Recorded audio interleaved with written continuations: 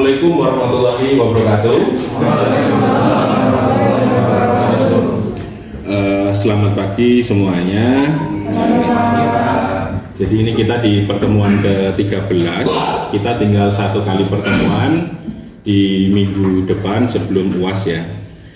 Di pertemuan sebelumnya saya sudah sempat menjelaskan analisis kinerja jalan, analisis kerja simpang tak bersinyal, dan terakhir analisis kinerja simpang bersinyal.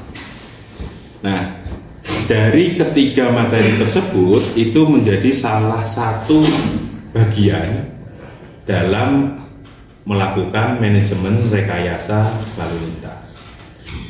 Untuk teman-teman yang cita-citanya ada di PNS di perhubungan, ini yang kalian lakukan jika ditempatkan di bidang lalu lintas. Kalau ditempatkan di bidang angkutan tidak terlalu, kalau ditempatkan di bidang DALOP, pengendalian dan operasi, ini juga masuk bagian ini.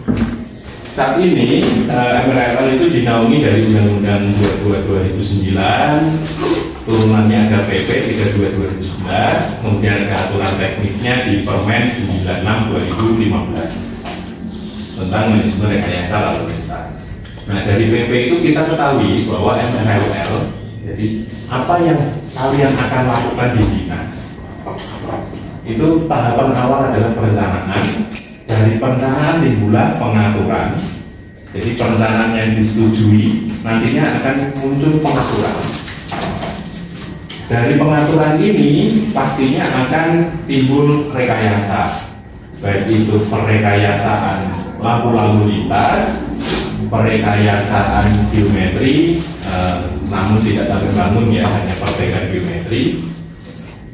Pemberdayaan ini kaitannya dengan siapa kelembagaan yang akan melaksanakan MRL, hingga terakhir dilakukan pengawasan dan evaluasi. Meliputi apa saja di perencanaan? Yang pertama adalah identifikasi masalah lalu lintas. Di perkuliahan awal kita sempat membahas mengenai apa itu lalu lintas, kemudian analisis kinerja jalan dan simpang. Kalian sedikit tahu tentang manajemen atau masalah lalu lintas. Identifikasi itu cukup nanti kalian melihat kondisi, jadi baru melihat. Nanti ada slide yang lebih jelas apa yang harus dilakukan saat identifikasi. Kedua adalah inventarisasi dan analisis situasi arus lalu lintas. Ini yang kemarin tiga itu kalian lakukan. Mulai dari inventarisasi adalah survei, analisis adalah yang sudah dilakukan.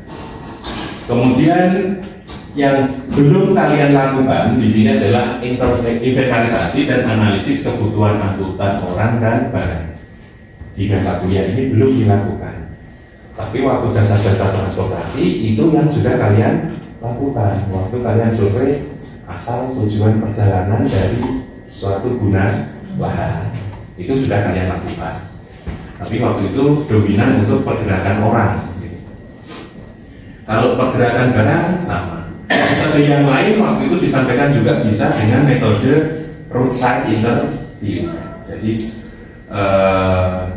menghentikan kendaraan kemudian menanyakan asal tujuan mereka, sehingga kita tahu kebutuhan angkutan untuk masing-masing ruas jalan. Kemudian analisis ketersediaan dan daya tampung jalan. Nah, kalau yang kalian lakukan kemarin tadi saya sebut sebagai analisis lalu lintas, itu bisa di-split. Yang kaitannya volume itu adalah situasi arus lalu lintas. Tapi waktu kalian hitung geometri, dianalisis jadi kapasitas, itu masuk daya tampung jalan.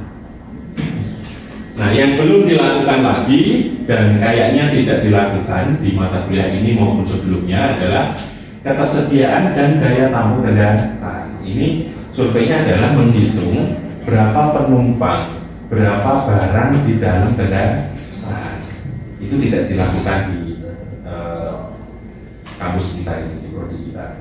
Jadi itu surveinya itu kalian naik di dalam angkutan, kemudian menghitung berapa jumlah penumpang yang sudah di dalamnya, kemudian nanti dia turun, dia naik, itu nanti dicatat di mana lokasi dia turun, dia naik. Nah, mencatat lokasi dia turun, dia naik itu nanti kaitannya ke ini kebutuhan angkutan orang. Tapi kalau di dalam itu nanti kaitannya kendaraan ini melebihi kapasitas atau tidak. Demikian juga terkait barang, overload, overdimension atau tidak. Kaitannya nanti untuk optimasi. Oh ternyata yang ngangkut kebanyakan itu sedikit, sehingga bisa dioptimasi untuk load factor yang lebih tinggi. Untuk angkutan orang, kalau load faktornya tinggi, mungkin jenis kendaraan massal yang perlu direkomendasikan. Nah ini masih pada tahap perencanaan. Yang berikutnya adalah pelanggaran dan kecelakaan lalu lintas. Nah ini nanti akan dicari kenapa sering terjadi kecelakaan dan sebagainya. Kita juga nggak bahas ini di mata kuliah ini. Kemudian berikutnya ada analisis dampak lalu lintas. Jadi atas perkembangan guna lahan atau atas forecasting analisis ke depan, kira-kira dampak yang ditimbulkan oleh lalu lintas itu seperti apa? Nah, di sini akhirnya terdapat dua percabangan. MRLL dianggap sebagai solusi dari permasalahan yang sudah ada. Jadi saat kamu mengidentifikasi masalah tadi, itu kan menemukan masalah atau potensi masalah ke depan dilakukan oleh MRLL. Sedangkan di kementerian itu ada lagi subdirektorat yang membahas tentang Anda-lalin. Anda-lalin adalah dampak yang akan ditimbulkan jika ada pembangunan baru. Jadi misalkan kalian nanti dari pengusaha membangun gedung, membangun pelabuhan khusus dan sebagainya, yang kiranya akan menimbulkan dampak, nantinya harus wajib izin, dan itu namanya ada. Nah, sedangkan kalau ada masalah, kalian lapor kepada pemerintah, maka pemerintah harus melakukan MRLL. MRLL ini dia didorong untuk mencapai pada tingkat pelayanan yang ditetapkan. Dalam Peraturan Menteri 96 tahun 2015 itu dikasih untuk jalan arteri primer maksimal adalah D, arteri sekunder minimal C, kolektor primer maksimal C, kolektor sekunder C, nanti lokal kalau salah B atau apa. Nah itu ditetapkan oleh pemerintah. Namun kadang-kala kita melakukan MRL ini di dalam suatu kawasan industri yang bukan milik pemerintah, si pemilik kawasan industri yang berhak menetapkan mengenai tingkat pelayanan jalan. Tapi simpang belum ada penetapannya. Penetapan untuk simpang dia belum ada. Nah setelah kita dapatkan gap antara tingkat pelayanan yang ditetapkan dengan kondisi analisis yang di atas, disinilah kalian harus mengusulkan rencana kebijakan supaya kebijakan kamu bisa menurunkan dampak, meningkatkan kinerja jalan menjadi di bawah dari penetapan tingkat pelayanan maksimal. Silahkan jika ada pertanyaan sebelum lanjut pada analisis. Mangga, Pak. Silakan. Ini nanya aja Pak, kalau kan tentang identifikasi ya. Terus kalau misalnya tentang pembangunan infrastruktur jalan itu berarti dikelolanya sama perhubungan atau sama siapa? Oke, pertanyaan bagus. Saya tadi lupa juga menyampaikan. Jadi MRLL ini adalah upaya awal untuk mengatasi permasalahan lalu lintas. Jadi nanti di akhir perkuliahan akan saya sampaikan bentuk-bentuk MRLL. Itu upaya awal karena upaya paling murah. Saat identifikasi masalah, kemudian nanti dianalisis dan didapatkan solusi MRLL tidak menyelesaikan, maka ranahnya masuk ke peningkatan. Peningkatan sudah tidak masuk ke MRLL. Peningkatan itu berarti contoh kalau kaitan kerusakan harus di beton, maka perubahan jenis pergerakan. Kalau lebarnya ternyata perlu diperlebar, berarti itu peningkatan. Untuk simpang, misalkan dengan MRL sampai pada pemasangan simpang bersinyal tidak juga menyelesaikan masalah, harus dibangun flyover atau underpass. Itu peningkatan yang melakukan sesuai dengan kewenangan. Semua itu masuk ke ranah menteri yang bertanggung jawab di bidang. Kita masuk ke analisis. Ini yang sudah kalian lakukan, cuman ada yang belum. Itu sesi-sesi yang bawah. Ini pun dibagi sesuai kewenangan yang gubernur bupati nanti keseluruhan di sana ya. Jadi pertama, setelah tahu ada masalah awal, kemudian dilakukanlah tindakan identifikasi. Jadi setelah masalah terkumpul, biasanya itu mereka melakukan pembobotan. Kalian juga dengar mata kuliah AMK. Dilakukanlah pembobotan. Mana yang harus ditangani lebih dulu. Nah, kemudian di situ yang menjadi prioritas, kemudian dilakukan tindakan ini, yaitu identifikasi. Volume lalu lintas kemarin kalian sudah survei. Komposisi jenis kendaraan kalian sudah survei. Variasi lalu lintas yang tidak kalian survei. Variasi itu maksudnya ini, kalian survei dari biasanya bisa 24 jam hari kerja, hari libur, sehingga tahu fluktuasi. Nanti ini bermanfaat untuk melakukan manajemen lalu lintas. Misalkan contoh, ini yang saya contohkan real ya, di Jepara waktu itu sebelum pukul 7 di setengah 7 lah, itu lalu lintas itu langsung jedul. Nah, tapi jam 7.30 langsung hilang. Berarti apa yang harus dilakukan pemerintah? Kenapa nggak saya tarik? Jadi mulai jam 6 sudah mulai tinggi, setengah 7 nggak setinggi yang kemarin, kemudian sampai lebih dari jam 8 ke jam 9, sehingga jalan itu ya ramai tapi nggak sampai yang crowded gitu. Sampai waktu itu untuk akses satu industri dijaga 15 petugas dengan pergerakan yang nggak jelas. Lajurnya kan sebenarnya kan gini kan. Nah itu nanti ada yang sini lurus, ada yang dari sini masuk ke sini, jadi nggak jelas. Nah akhirnya dikumpulkanlah zona-zona yang menimbulkan bangkitan tarikan yang tinggi, kemudian disepakati dengan membuat pola pergerakan asal tujuan perjalanan sehingga tahu kira-kira dia mulai crowded ke mana, disimulasi dengan software phishing juga bagus atau hanya sekadar intuisi itu. Akhirnya disepakati industri ini kamu mulai masuk karyawan jam 6, industri yang di sini setengah 7, industri yang di sini jam setengah 8. Ini udah dipecah sehingga tahun atau 2 tahun kemudian saya ke sana, lalu lintas tuh lancar. Petugas yang dulunya 15 personil itu berkurang sampai separuh. Lalu lintas lebih, tapi yaitu keramaiannya jadi lebih lama. Itu untuk data variasi lalu lintas. Distribusi arah itu juga penting.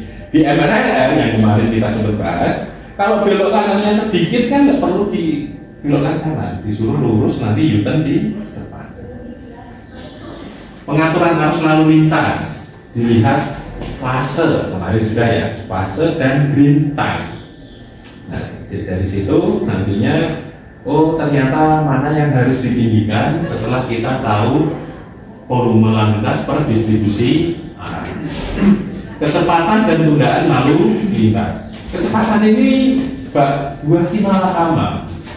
Rendah masalah, tinggi masalah. Rendah bikin macet, tinggi bikin kecelakaan. Itu nanti bagaimana mensiasati. Jalan nasional misalnya, waktu itu misalkan untuk menurunkan kecepatan kita kasih UHAM atau bahasa kerennya polisi tidur gitu. Nggak boleh di jalan nasional karena muatan kendaraan yang berat saat kena itu terus goyang, gitu. Rumah-rumah di sekitar itu bisa mengalami itu nggak boleh. Tapi kalau hanya sebatas marka ini yang biasanya dipakai untuk zona selamat sekolah, ZOSS itu bisa. Kemudian yang belum kalian lakukan adalah perlengkapan jalan. Kemarin kita tidak melakukan identifikasi. Yang berikutnya adalah forecasting. Nah, ini forecasting itu nanti setelah tahu kondisi, tahu tata guna lahan di sekitar, tahu tren pertumbuhan yang tahun-tahun sebelumnya, tahu isu-isu strategis. Contoh isu strategis itu, jalan ini padat tapi nanti akan ada jalan tol. Jalan ini padat tapi pemerintah sebentar lagi mengembangkan layanan angkutan umum. Nah, itu akan mempengaruhi berapa persentase pertumbuhan kendaraan. Nah, itu teman-teman yang kalian lakukan kemarin, baru pada saat hingga muncullah kinerja saat ini, belum untuk kinerja yang akan datang. Tapi di template-nya kemarin sudah ada angka pertumbuhan. Tinggal kalian masukkan pertumbuhannya berapa, kalian akan tahu, oh ternyata jalan saya 5 tahun lagi sudah jenuh. Apa yang harus dilakukan? Nah, itu nanti yang ada di mata kuliah akhir kita. Ya, hari ini berarti di slide terakhir, MRLL. Nah, ini yang juga kemarin kalian lakukan, tapi dengan metode yang kita sebut sebagai home interview ya. Kalian menanyakan orang di pusat kegiatan itu dengan asal tujuan kemana, kemudian kalian menghitung berapa yang masuk dan keluar pada waktu itu, menggunakan jenis kendaraan apa. Ini di semester 1, kalian sekarang semester 6. Nggak tahu masih nempel atau sudah menguap gitu ya. Kemudian waktu itu kalian cepet nanya juga kan, dia kesini lewat jalan mana kan? Nah ini, nah kebutuhan kendaraan ini setelah kalian analisis, kira-kira dengan misalkan kalian nawarkan angkutan umum, dia mau naik atau tidak. Nah itu nanti ada survei lagi. Kemarin Gubernur Jawa Barat itu bersurat kepada MTI, Masyarakat Transportasi Indonesia, kemudian dilimpahkan ke MTI Jawa Barat, integrasi moda dan transportasi di Jawa Barat. Nah nantinya kebutuhan kendaraan ini nanti menjadi penting. Dengan asal tujuan itu, kendaraannya mau apa? Mau seperti sekarang, kendaraan kecil, kendaraan pribadi, atau pemerintah akan mengembangkan busway yang lebih masif gitu untuk didorong, atau malah ide yang dulu sangat prestisius LRT akan dikembangkan kembali, kita nggak tahu gitu ya. Nah ini kaitannya kebutuhan kendaraan.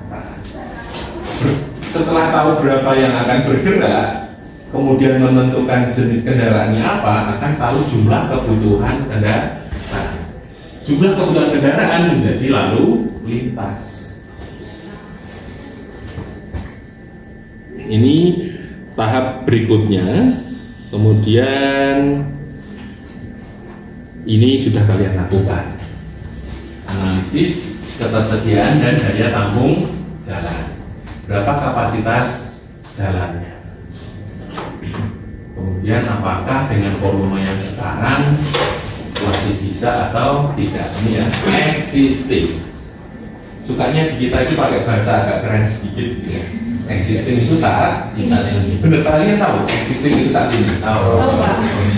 Aman. Khawatirnya kadang kan nggak ngerti kalau orang awam ya. Berarti kalian sudah nggak awam. Kemudian berikutnya yang akan datang. Tapi perlu dicatat juga semua tren kaitannya yang akan datang. Nggak bisa dengan perkembangan wilayah, transportasi, termasuk juga perkembangan penduduk. Orang Jepang mungkin membuat tren pertumbuhan lalu lintas itu turun karena pertumbuhan penduduk dia. Nah, setelah kita tahu kondisi yang existing dan yang akan datang, kita buat pisau. Jadi kalian sudah punya data, set gitu kan dalam bentuk grafik. Buat pisau pemotong yang disebut sebagai tingkat pelayanan. Kalau terpotong, berarti masalah kan yang harus diselesaikan. Apa saja pisau pemotongnya? Pertama adalah kinerja jalan, rasio antara volume dan kapasitas atau PCR, kecepatan, waktu perjalanan. Kalau di yang kalian lakukan kemarin itu kira-kira akan bisa keluar waktu perjalanan nggak? Yang kalian analisis kinerja ruas, kinerja simbang, keluar waktu perjalanan nggak? Enggak kan? Kurang berat. Kalau untuk kecepatan masih bisa, karena ada sebuah grafik hubungan antara PCR dengan kecepatan. Tapi kalau waktu tidak, sehingga di semester 7 kalian bisa mengambil mata kuliah 7 ya kayaknya, permodelan transportasi. Itu nanti akan keluar waktu, kebebasan bergerak. Nah, keamanan keselamatan ini juga tidak bisa. Keselamatan bisa dihitung dari konflik yang kemarin. Konflik yang memotong itu nanti dikalikan bobot dengan volume misalkan, sama merging, nah dengan pengaturan yang berbeda nanti bobotnya berapa gitu, dibandingkan, itu bisa. Oke, berikutnya kita masuk ke pengaturan dan perekayasaan. Setelah tadi ada kebijakan, maka perlu dilakukan pengaturan. Apa itu pengaturan?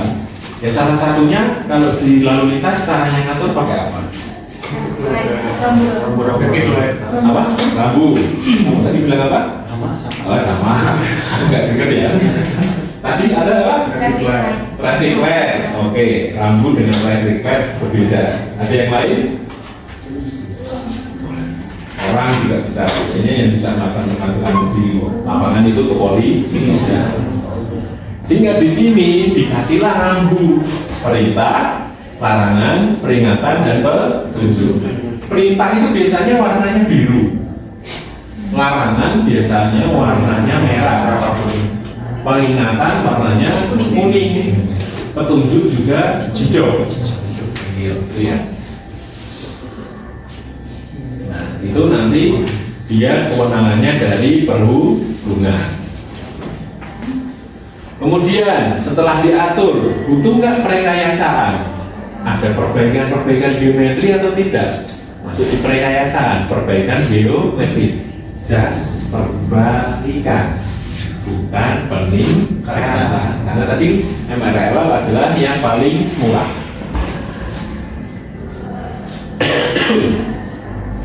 Terhadap bentuk maupun dimensi. Pengadaan dan pemasangan perbaikan perlengkapan jalan yang berkaitan langsung dengan penggunaan jalan meliputi inventarisasi dan sebagainya. Detailnya terkait perlengkapan jalan kalian bisa buka di pasal 33 atau ada juga peraturan menterinya. Nah, ternyata juga saya jarang perhatiin sih, cuman dari pengalaman kemudian disampaikan oleh teman perhubungan, rambu lalu lintas bentuknya itu berbeda berdasarkan kecepatan rencana jalan. Semakin tinggi kecepatan rencana, ukuran rambu semakin besar. Tapi saya dengar ada yang jauh kecil. Semakin besar, karena semakin besar, waktu sedikit yang kita gunakan itu bisa memotret rambu. Walaupun pada kenyataannya kalian buta rambu. Saya nggak buta karena bidang saya kan, tapi melanggar kadang. Oke, kemudian optimalisasi operasional rekayasa lalu lintas, pengaturan lalu lintas ruas jalan, perekayasaan yang membuat searah, dua arah, persimpangan banyak ya kemarin yang sudah kita bahas, U-turn, bla bla. Kemudian penertiban laju jalan, kaitannya ada parkir, ada PKL. Penertiban hambatan samping sama hambatan samping itu kalau laju jalan itu berarti dia harus menggunakan jalan gitu. Kalau hambatan samping di luar badan jalan tapi bikin hambatan.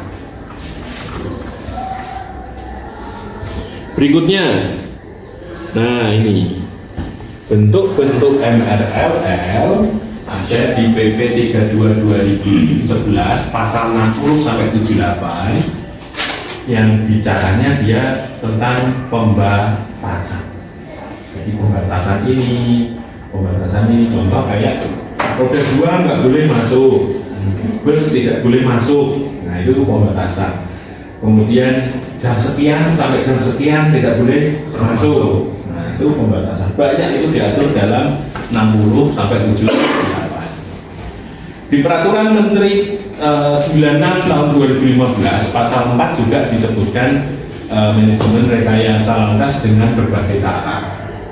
Itu ada di Permen 96 2015. Nah, ini kalau saya ambil dari bab 4 yang tadi PP 32 2009 terkait pembatasan apa saja, tadi sempat saya sebutkan kawasan tertentu pada waktu dan jam tertentu. Nggak boleh melakukan pembatasan seluruhnya, itu nggak boleh, kecuali nanti dapat hak diskresi. Contoh, Kota Semarang itu punya diskresi. Truk dari selatan itu nggak boleh masuk kota, jadi semuanya harus masuk tol, terus keluar lagi di karena alasan mereka akses untuk masuk kotanya itu terlalu berbahaya. Tapi kalau nggak dapat diskresi itu nggak boleh. Yang dilakukan adalah Kota Semarang juga melakukan untuk dari arah timur, karena biometrinya datar, dia tidak boleh memaksakan, jadi dia hanya bisa menetapkan sebelum jam 9 atau 8.30 itu kendaraan angkutan barang nggak boleh masuk Kota Semarang, jadi dia harus parkir di jalan.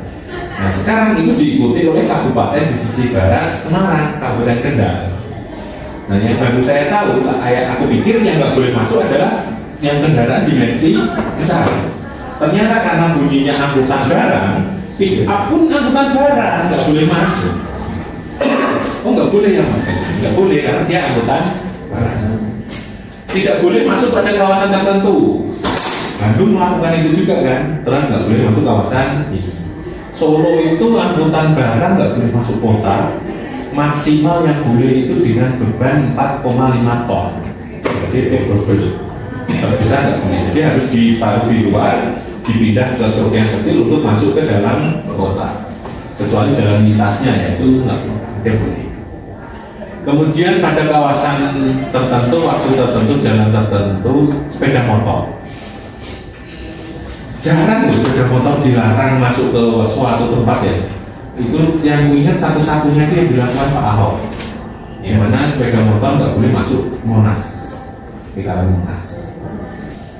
Pembatasan lalu lintas kendaraan bermotor umum sesuai dengan klasifikasi fungsi jalan. Nah kalau ini di beberapa tempat bus-bus antar kota itu seringkali dia nggak boleh masuk ke dalam kota, sehingga angkutan perkotaannya bisa dapat demand juga, gitu, pembagian share. Tapi pada jam-jam tertentu di mana angkutan kota sudah nggak beroperasi, bus ini boleh masuk. Kadang-kadang seperti itu. Kemudian ruang kendaraan tak bermotor, kalau ini buahnya. Kemarin saya di Palembang itu juga ada di Rabu becak tidak boleh masuk jalan besar. Di Jakarta banyak sekali. Kemudian terakhir ruang parkir pada kawasan tertentu dengan batasan ruang parkir maksimal. Jadi dia membatasi yang boleh parkir di sini kayak jarang diterapkan ya. Kamu boleh parkir tapi maksimal sekian waktu. Lebih dari itu kamu denda. Kayaknya agak jarang sih. Tapi itu bisa diterapkan. Kalau pengen tahu detailnya, kalian bisa baca itu tulisannya ada pasal sekian gitu. Kalau kalian rajin membaca, yang Islam ingat Iqra.